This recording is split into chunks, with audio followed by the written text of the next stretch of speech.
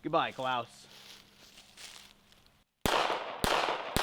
Привет, мои товарищи! Thank you for joining me today. My name's Comrade Vadim, and you're watching Ranking Every Assassin's Marksmanship. Unlike the last couple episodes, today's episode isn't about politics or ideology. It's about something far more personal: grief, rage, and a mother's decision to take justice into her own hands. We're looking into the 1981 courtroom assassination of Klaus Grabowski by Marianne Bachmeier, a German mother whose 7-year-old daughter had been assaulted and murdered by the very man she shot dead in front of a stunned courtroom. We'll explore what led up to that moment, who these people were, and what exactly happened when Bachmeier pulled that trigger. And of course, at the end of the video, we'll go out to the range and see just how difficult of a shot it really was. Klaus Grabowski was born in 1946, just after the fall of Nazi Germany. A country split in two, physically and ideologically. He came of age in West Germany, a country trying to modernize, democratize, and move beyond the horrors of the war. But for many like Grabowski, that shift in values didn't mean much. As a young man, he fell through every crack in the post-war system. Both troubled and manipulative, he became obsessed with control, especially over children. He was convicted multiple times of abusing young girls, but the justice system, caught between progressive ideals and outdated psychiatric models, treated him less like a predator and more like a patient. In the 1970s, facing serious allegations, Grabowski volunteered for chemical castration, but not out of remorse, but to avoid prison, and the courts allowed it. Later, he reversed the procedure through hormone therapy, again with the system's permission. It was a cycle of loopholes and leniency that allowed this serial offender to live freely just a few houses away from his next victim. And Grabowski didn't live in hiding. He had a partner, neighbors, and even worked odd jobs around town. On the surface, he seemed to just be a man trying to rebuild his life. But beneath the surface was a pattern of violence waiting to repeat itself. And in 1980, it did. Marianne Bachmeier was born June 3rd, 1950, in Sarstedt, West Germany. Her early life was marked with conflict. Her father, a former member of the Waffen-SS, ran the household with rigid discipline. He drank heavily and spent most nights at the local bar. The family was strictly religious, but that didn't keep it from falling apart. Her parents eventually divorced, and unfortunately, her stepfather may have been even worse. Bachmeier was kicked out of the house as a teenager. She struggled through school, dropped out, and became a mother at just 17. With no support from the child's father, she made the painful decision to give her first baby up for adoption. Less than 2 years later, she had another child. Again, she gave the baby up. The years went by, and Bachmeier landed her a job at a local pub. She eventually started dating the manager, and in 1972, she had her third baby, a daughter named Anna. Thankfully, this baby she would get to keep. Her relationship with Anna's father didn't last, and by her mid-20s, she was a single mother raising a daughter in Lübeck, a city just a short drive away from the Iron Curtain. Though firmly in the West, Lübeck bore all the scars of the Cold War. Marianne worked hard, but she remained struggling and broke. Often she would work at the bar, and maybe sometimes party at the bar, while Anna was at home to fill the responsibilities of an adult, despite being a child. Regardless, Anna was bright, curious, and outspoken. Bachmeier often said that she had a voice too big for her body. But everything changed on March 5th, 1980. That morning, Bachmeier and Anna, now 7.5, had a small argument, just typical mother-daughter tension. Anna decided to skip school, and Bachmeier didn't know it at the time, but this would be the last decision her daughter ever made. When Anna disappeared, Bachmeier knew immediately that something was very wrong. She searched and begged and pleaded the police to act.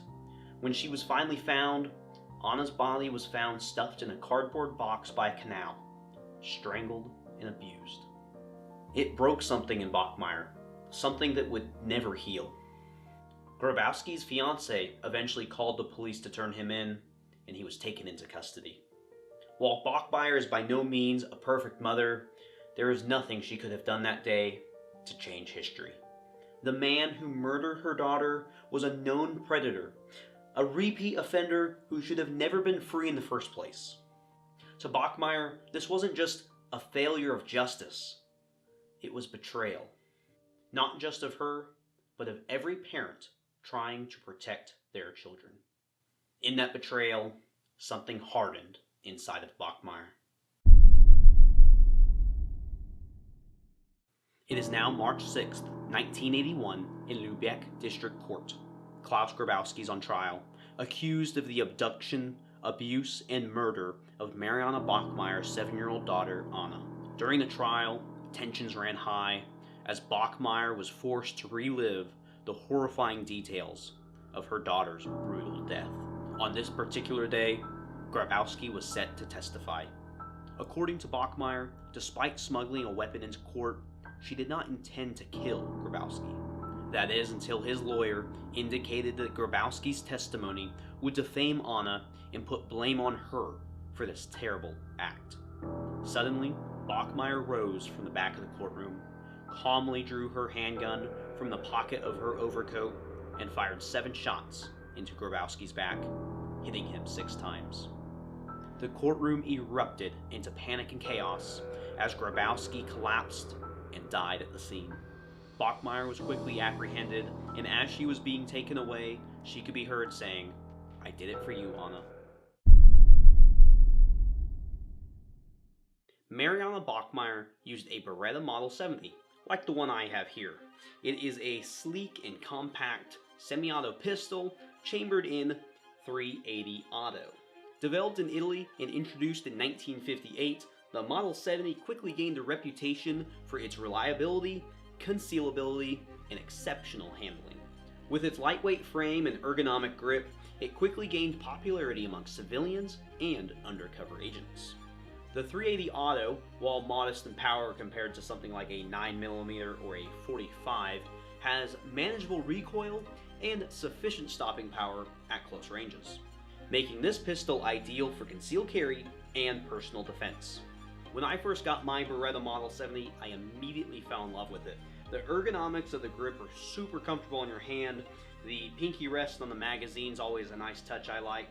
The location of magazine release is good, and then just handling the slide, the safety, and the slide release, it all just feels amazing. And I'll be honest, I've been tempted to go get a proper holster for this and maybe start carrying this instead of my Glock 26. So overall, the Beretta Model 70's ease of use, accuracy, and compact design make it a natural choice for Bachmeier, especially considering that she had to smuggle this in to a courtroom. Like we talked about earlier, this assassination took place in a courtroom in Lübeck, West Germany. The courtroom was filled with lawyers, the judge, the jury, probably some police, as well as Grabowski and Bachmeier. On this day, Grabowski was set to testify, so he was seated in the front of the courtroom as the court prepared to open. Bachmeier, seated near the back of the courtroom, sat silently about 25 feet away from Grabowski.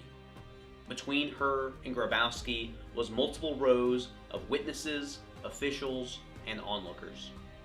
Soon, Bachmeier couldn't endure the tension. It was her moment. She stood up, drew her Beretta Model 70, and carefully aimed it up over the heads of the witnesses, officials, and onlookers, right at Grabowski's back. She fired 7 shots, striking Grabowski 6 times in rapid succession. Calm, yet resolute, Bachmeier was quickly apprehended. Grabowski, mortally wounded, struggled momentarily before succumbing to his wounds, while Bachmeier was taken away. Bachmeier was eventually convicted of manslaughter and unauthorized possession of a firearm.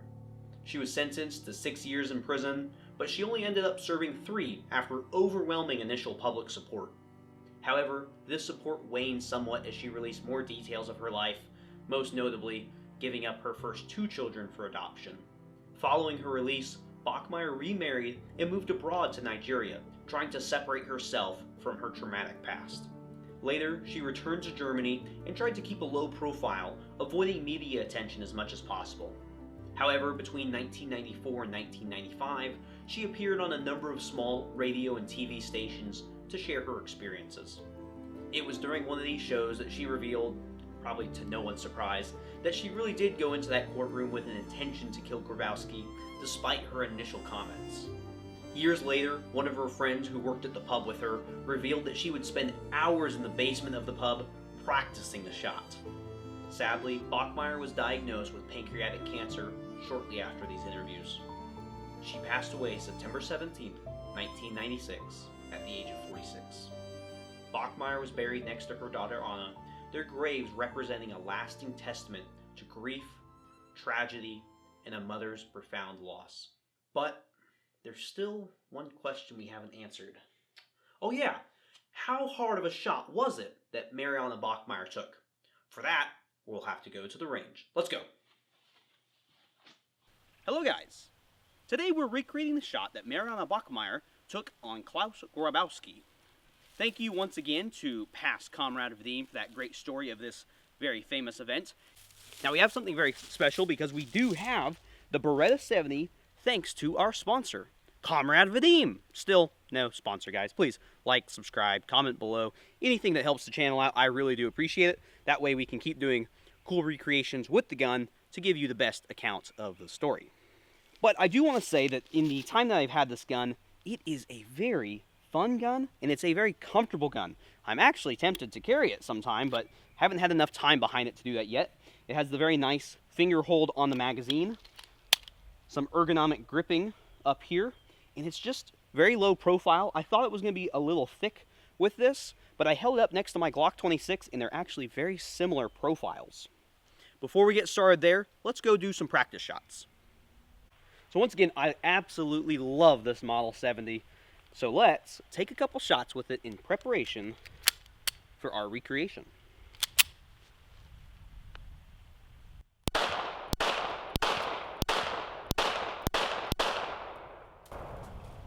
It just feels amazing in your hand. Really does.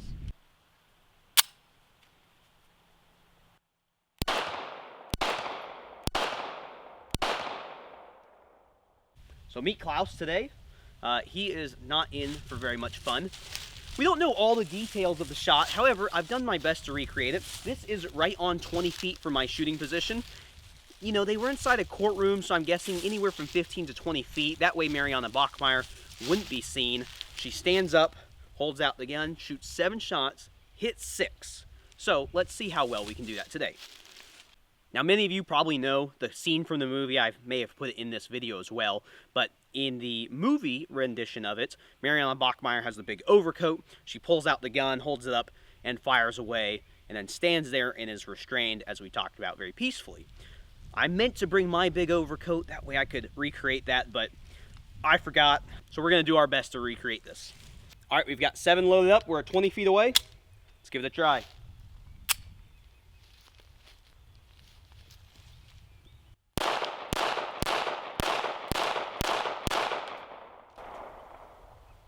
Let's take a peek. So I marked the ones that were already in our target. Let's see. So we have 1, 2, 3, 4, 5, 6 of 7. Look at that. We've matched Marianne Bachmeier. Let's give it another try and see if we can do better or worse. All right, let's try it again. 7 more.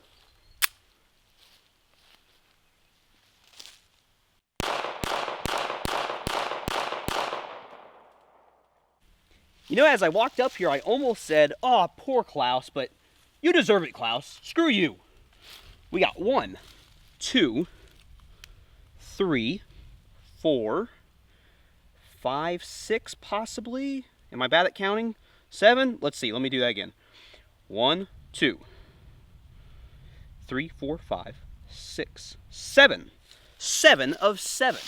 We did better. All right, but we're taking the scientific approach. Let's do it one more time. Now, you may have noticed I'm not matching how the movie did it.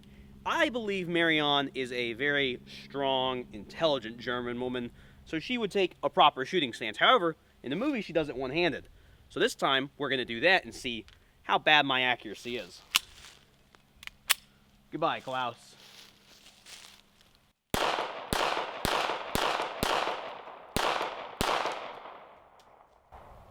Not bad. Let's go see. So just as Klaus would do in real life, he bent over in pain, and it made it a little harder to shoot him. So let's count. We have 1, 2, 3, a little bit of a miss right there over his shoulder, and that may be it. So yes, much more difficult one-handed, very easily doable two-handed. I don't know what Marianne actually did. I assume she probably took the two-handed shooting approach. But either way, some very skillful shooting, especially since our target is very still, where in reality, an actual person would begin moving. There's added stress being inside a crowded courtroom. We don't know how close we are on the distance. It could have been farther, could have been closer, but we have to give Marianne a little bit of the benefit of the doubt on these details. So, because of that, what I've witnessed today, I'm giving Marianne an A on her marksmanship. Thanks so much for watching the video, guys. I hope you learned something about Marianne Bachmeier and Klaus Grabowski. If you didn't know about the story, it's a pretty popular one, but it is a good one. Go check out the other episodes on my channel and all the other different types of videos and shorts. Make sure to leave a like and comment down below. Subscribe to the channel. Let me know what you thought about the video. I'm always looking to improve, and I appreciate your feedback.